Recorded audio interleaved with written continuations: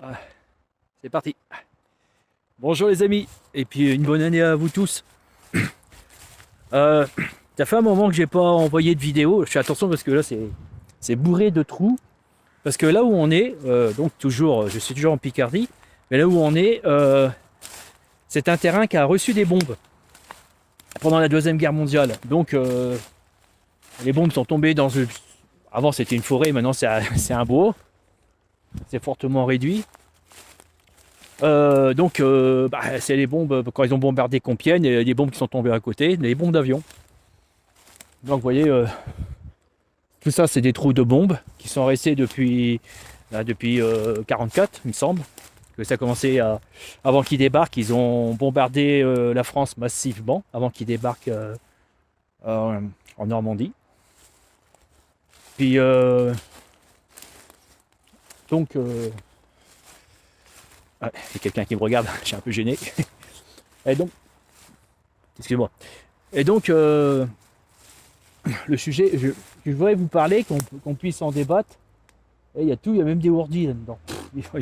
Non mais, il y a des morceaux de murs de construction qui a été un restant parce qu'il y a eu ils ont construit tout un lotissement là-bas dans le fond. Pour ça, je vous dis que, aïe, oh la vache, oui, il y a des trous. Ah, ils sont pas fait chier, ils ont balancé leur parpaing ici. Regardez, ça c'est de la pierre de taille. Et ça, c'est un chapeau de buret. Voilà. Et ça, alors c'est bizarre ça. Le problème, c'est que ça fait des trous. Aïe, purée. Voilà. Les feuilles ont recouvert les parpaings. Et vous avez des pièges, les pièges naturels.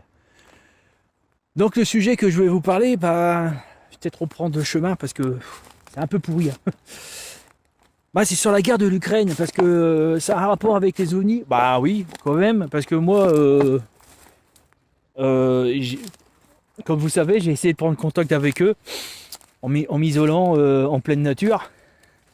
Et leur dire que voilà, je suis prêt, si vous voulez venir, il n'y a pas de témoins. Donc j'ai fait plusieurs essais. Bon, j'ai fait un essai, j'ai fait une expérience. J'ai pas dit que ça marcherait à tous les coups. Hein. Je suis pas, ça. Je suis pas une personne qui a des dons. Hein. Je suis une personne normale, il n'y a pas de souci. Mais bon, je suis quelqu'un qui fait beaucoup d'expériences, que ce soit en électronique, en électricité, en physique. Je suis comme un alchimiste, quoi. Et donc je leur ai demandé comme ça, je ne dis pas que c'est moi, je leur ai demandé qu'ils fassent quelque chose à l'Ukraine, qu'ils essayent d'arrêter cette tragédie horrible, mais horrible. Oh, combien de jeunes en pleine force de l'âge de 20 ans qui se retrouvent avec 100 jambes, 100 bras, ou qui perdent la vie. Des fois, il vaut mieux qu'on perde la vie que finir sa vie avec une jambe en moins. Mais enfin bon, si on a une jambe en moins, il paraît qu'on aime mieux la vie qu'on en a deux. Euh, donc il y aura énormément de personnes. La fin est proche. Hein. Et voilà, je vais en revenir assez rapidement. Ce sujet-là, je voudrais bien qu'on en débatte tous, ou faites une vidéo propre pour vous, ou débattez sur Facebook. On a un été. Ouais, c'est pas un été, c'est un hiver. Un hiver super doux. Attendez. Alors, c'est vrai que ça fait un moment que j'ai pas envoyé de vidéo envers vous parce que j'arrête pas de suivre les actualités des batailles. S'il y a quelque chose qui me tracasse depuis quelques temps, il fait que je regarde un peu à droite et à gauche. Il y a des vidéos que les Ukrainiens envoient, je regarde et tout. Et, et donc je reviens, le jour que j'essaie de faire des contacts, je leur ai demandé s'ils ont le pouvoir de modifier quelque chose, si c'est pas nous, ou peut-être qu'ils nous ont aidés, enfin nous, le réchauffement climatique, est-ce qu'ils ont poussé un peu plus fort, en plus du réchauffement climatique, que ça ne gèle pas. Parce que les Russes, ils ont compté sur le général hiver. Pas de bol, pas d'hiver. Ils ont à peu près, alors en Picardie, ils ont le même climat que nous, d'après ce que j'ai compris. Alors peut-être avec plus de gelée, moins 2, moins 3, nous on a eu 0, moins 1, il y a ces derniers temps, il y a eu quand même, ça n'a pas duré longtemps, hein, moins 3, moins 5, une journée. C'est pas suffisant pour geler la terre. C'est quand la terre elle est bien gelée, vous pouvez faire circuler un blindé de 24 ou de 80 tonnes. Hein. Bon, là c'est le terrain, je crois qu'en dessous c'est du sable, le blindé il pourrait passer. Mais il y a des endroits dans Picardie, surtout dans l'Aisne, justement, si un jour la France est envahie, c'est ce qu'ils vont faire, il faut se battre dans l'Aisne. Parce que pourquoi? L'Aisne en dessous c'est bourré de glaise.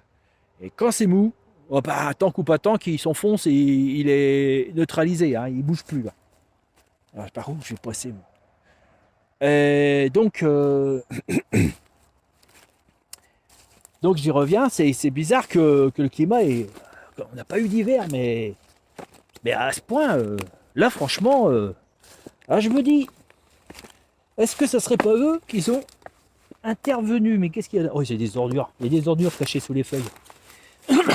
Alors, est-ce que c'est pas eux qui sont intervenus pour neutraliser le climat, pour qu'il n'y ait pas d'hiver à moins 15, moins 20 ou moins 25 pendant une semaine, où ça rendrait le sol hyper dur sur une profondeur d'1 mètre, voire 1,50 m. Alors là, vous faites circuler tous les blindés, il n'y a pas de problème.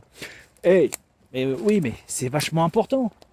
Parce que, bon, les Ukrainiens, ils sont bloqués pour récupérer le territoire. Ça, c'est embêtant.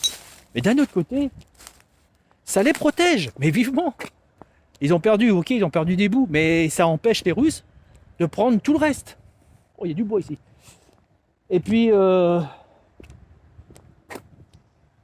voyez, il y a du bois de chauffage. On parlait de chauffage, tiens. Le bois de chauffage. Donc, je reviens.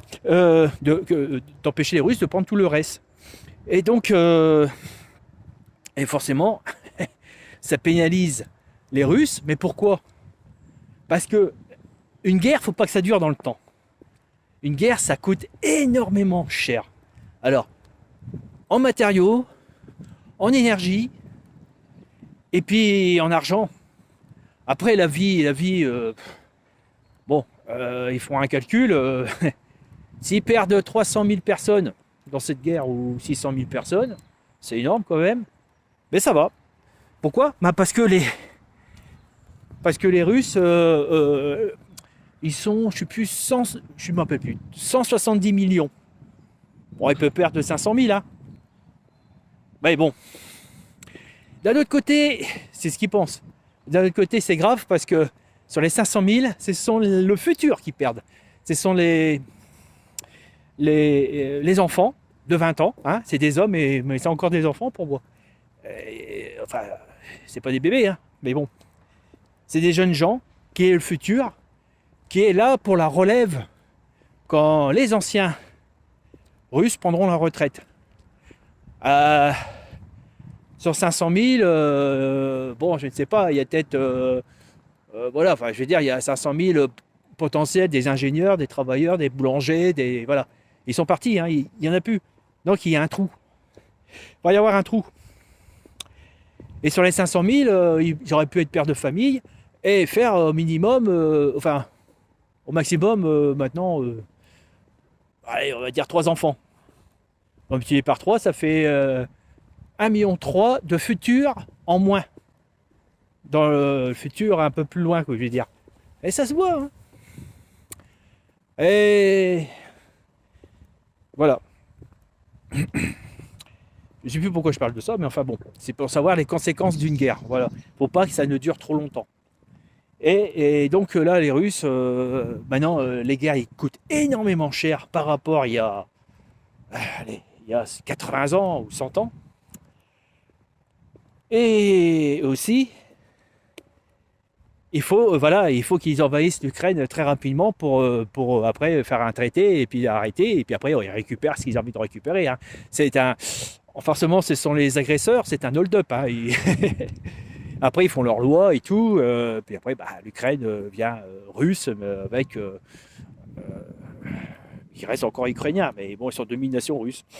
Donc, l'État, les fonctionnaires, tout ça, c'est eux qui vont faire qui vont donner leur façon de penser, les directives, les règles de vie, quoi, voilà. Et surtout que, bon, apparemment, les Russes, malheureusement, alors j'ai rien contre les Russes, hein. Mes amis russes, je vous embrasse tous. Moi, sincèrement, pour vous, c'est une grande tragédie. Je comprends très très bien. Vous êtes pour rien du tout. Voilà, c'est tout en haut. Ça peut nous arriver à nous aussi un jour. Si un jour euh,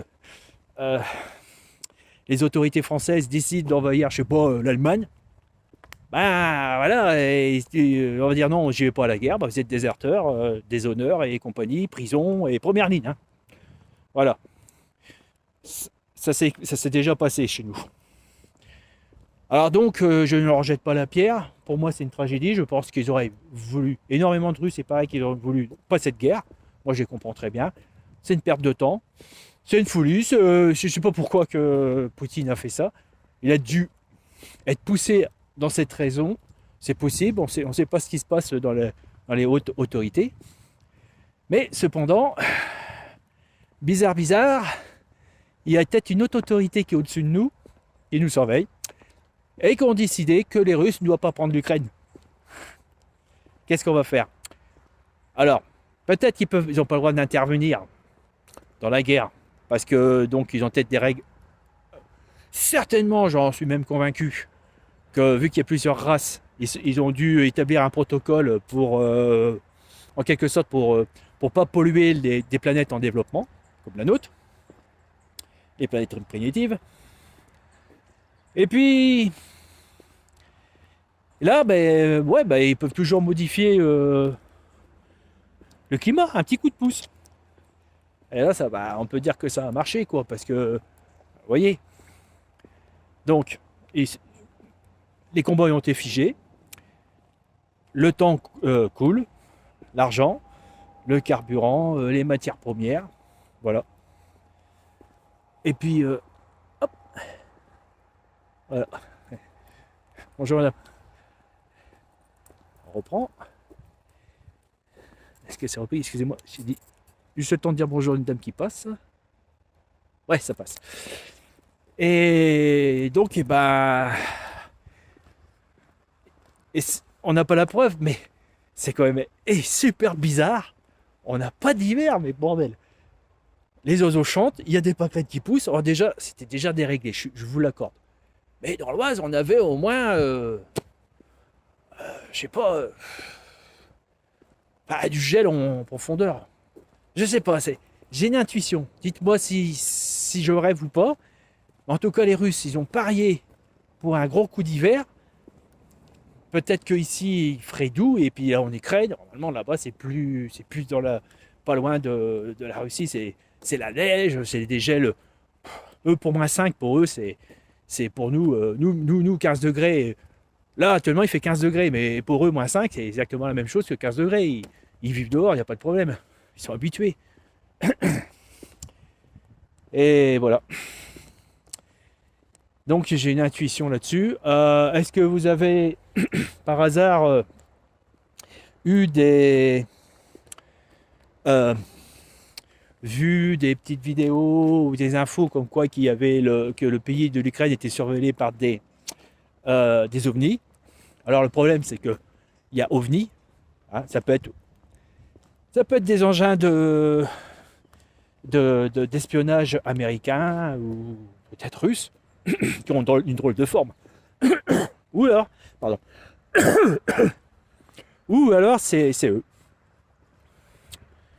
Bon, en tout cas, si c'est ça, c'est un super coup de maître. Voilà. Ceci dit, attendez, je vais être sur pause, il y a quelqu'un qui arrive.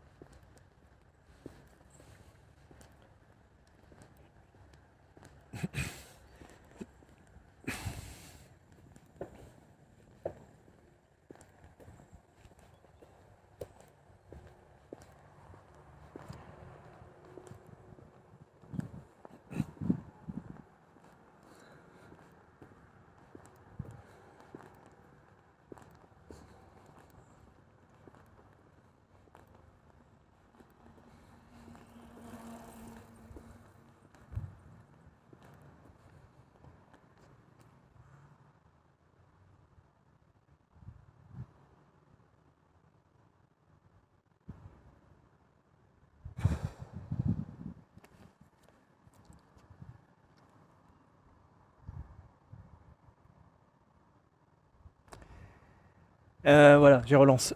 Donc, bon, écoutez, bah, j'ai terminé mon élocution, je veux dire, mes idées qui trottent dans ma tête, mes interrogations. Cependant, j'ai aussi essayé de prendre contact aussi à travers les réseaux sociaux. J'ai essayé, parce que je marche par intuition, hein, j'ai aucune preuve, hein. Alors, parce que ben, je pense que si on tapait sur l'ordinateur, et j'ai entendu, Jean-Pierre Petit il l'avait dit, qui correspondait à travers Internet, que les amis UMIT lui ont envoyé des formules de mathématiques pour l'aider dans ses travaux, par Internet. Moi, c'est pratique. Je sais pas, j'aurais été une personne venue d'une autre planète, je vois qu'il y a un moyen de communication, sans prendre de risques avec les occupants de la planète. Moi, je communiquerais par Internet, et puis je pourrais même, à l'occasion, modifier l'histoire pour essayer de les aider pour qu'ils aillent dans le bon chemin. Ouais. Donc, je vais essayer de taper des trucs de fou. Allez, on fait une expérience. Allez, bon, on y va. On verra bien, on risque rien. Le ridicule, ça tue pas. Je vais leur demander de prendre contact du côté de Giromont. Voilà. Et on va bien voir s'ils vont capter le message. Alors, je pense qu'il faut peut-être marquer ET, ami ET, ou une forme de code. Parce qu'il y a les Américains, ils ont ça aussi, ils ont une détection de conversation à travers le monde. J'ai entendu dire qu'une fois, pour que notre conversation soit suivie, il suffit de dire « Je prépare un attentat pour le président des États-Unis ». Et pareil, paf! Alors je ne sais plus, c'est une organisation qui contrôle tous les messages par portable. Et paf! Ça y est, vous êtes sur écoute. Bon, moi je le dis là, je vais envoyer sur Internet. Moi je risque rien parce que je ne prépare pas un attentat pour le président des États-Unis. Mais voilà. Alors si eux, ils marchent pareil, et il suffit de dire ami ET, je veux rendre en communication avec vous. Alors vous avez des grandes chances qu'il y a des personnes qui vont rigoler et qui vont se faire passer pour eux. Et ça c'est facile à piéger, hein, à ce moment-là. Dans la conversation, il suffit que vous lui demandez, c'est pas. Maman, ce sont des gens intelligents. Donnez-leur une équation à résoudre, un truc comme ça. Et s'ils ne résoudent pas, bon bah, c'est un troll. Merci monsieur le troll, ou madame. Parce qu'il y a les dames aussi. Eh oui. Voilà, voilà. Bon ben, voilà mon idée. Et je vais préparer ça. Et voilà, bon, comme d'habitude, mettez-moi un pouce. J'avais d'autres choses à vous dire, mais j'ai oublié, j'étais troublé par une jolie dame qui vient de passer. Aïe. Qui me regardait bizarrement. Elle était jolie, mais elle regardait bizarrement. Elle dit, monsieur là il est bizarre, il parle tout seul. Mais bon. Alors donc, mettez-moi un pouce, des commentaires, et puis abonnez-vous. Et puis à la prochaine, assez rapidement. Ça sera assez rapide parce que moi je pense que fin janvier, la guerre de l'Ukraine et Russe est terminée. À ce moment-là, il n'y a plus qu'à rouvrir les frontières et puis à se mettre en commerce avec les Russes normalement pour qu'ils puissent vivre, travailler et penser à autre chose. La folie de Poutine, ça sera terminé. Il faut, j'espère, à nos amis ET qui vont essayer de s'arranger pour mettre un président humain, intelligent et très sage pour développer son pays et l'Europe en même temps, en coopération. Moi, je pense que ce soit l'Ukraine et les Russes, ils doivent s'allier à l'Union européenne. Pourquoi? Parce que, comme je dis toujours, on doit aller là-haut. Et la première base, c'est la Lune. Et on doit tous s'y mettre. On devrait déjà avoir une base déjà installée. Voilà, au moins un minimum avec des robots. Donc il y a une forte possibilité. Ils ont trouvé des cavernes qui peuvent refermer et puis mettre de l'oxygène pour faire vivre Alors, les gens ils vont vivre dans les galeries. Bon, il y aura des endroits où il y aura des fenêtres. Mais vu que c'est pas loin la Lune, ils pourront revenir de perme, je ne vais pas dire de congé, revenir sur Terre. Mais c'est notre destin. On ne peut pas rester ici. Sinon, je l'ai déjà dit sur plusieurs vidéos, on va tellement être trop nombreux que on va s'auto-empoisonner, on va s'asphyxier. Et puis on va faire disparaître toute vie sur la Terre, parce on va tout bouffer. Ouais, c'est ça. Et enfin, même quand un de ces quatre, on change notre habitude alimentaire, ça va être dur, hein. Bon, je sais pas, moi j'aime bien une andouillette, un truc comme ça, mais c'est un animal. À chaque fois, j'y pense, hein. Mais bon, peut-être que je m'y mette, être végétarien. Je mange moins de viande. Mais moi, à chaque fois que je mange un animal, à cause de mes études bouddhistes, je pense toujours à l'animal. Bon, c'est un être vivant. Enfin bon, c'est autre chose. Je ne vais pas vous embêter avec ça, mais j'ai- je me heurte à cette conscience en ce moment. Ça va faire plus d'1 an que ça dure. Je vous embrasse tous et puis surtout une bonne année. Et je ne sais pas pourquoi, je sens que vraiment, cette année-là, ça va être un super tournant. Et il va y avoir beaucoup de surprises, de bonnes surprises et une nouvelle avancée. Déjà, la meilleure surprise et la bonne nouvelle, moi je vous dis, mois de janvier, terminé. Il n'y a plus de guerre. Ils vont tout arrêter, vous allez voir. Et ça va s'arranger. Et peut-être que l'inflation va descendre et puis on va retrouver des prix normaux parce que là, ça commence à nous faire mal, hein. Euh, Déjà, moi, je fais des achats en électronique pour ma passion. Je vois quand même que ça gonfle. Le prix du pain, enfin bref, et le gasoil, tout ça. Bon, enfin, le gasoil et l'essence, je vous dis vite fait, c'est fini ça. C'est une technologie dépassée. Ça va être électrique. Il y a des nouvelles batteries qui vont arriver. Je suis à l'affût toujours de la technologie, hein. J'ai des oreilles grandes ouvertes. Il parle du graphène et il y a autre chose, les batteries à fusion nucléaire, je ne sais plus quoi. Je ne sais plus comment on appelle ça. Alors là, ces batteries-là, wow, je vous dis ça, regardez bien sur YouTube, c'est pas des conneries. Il paraît-il qu'il y aurait des batteries qui pourraient durer 120 ans. Vous savez, comme dans Terminator. Quand ils ont fait le film et puis qu'ils ont pondu le scénario, bah, ils ont pris énormément d'infos sur la technologie pour que le film soit un peu plus sur les rails. Et c'est pas des conneries, ça peut exister. Alors c'est des débris nucléaires, des récupérations de déchets nucléaires et ça dure très longtemps. Et ça fournit de l'électricité. Voilà. À la prochaine fois les amis. Allez, bye. Waouh. Tac.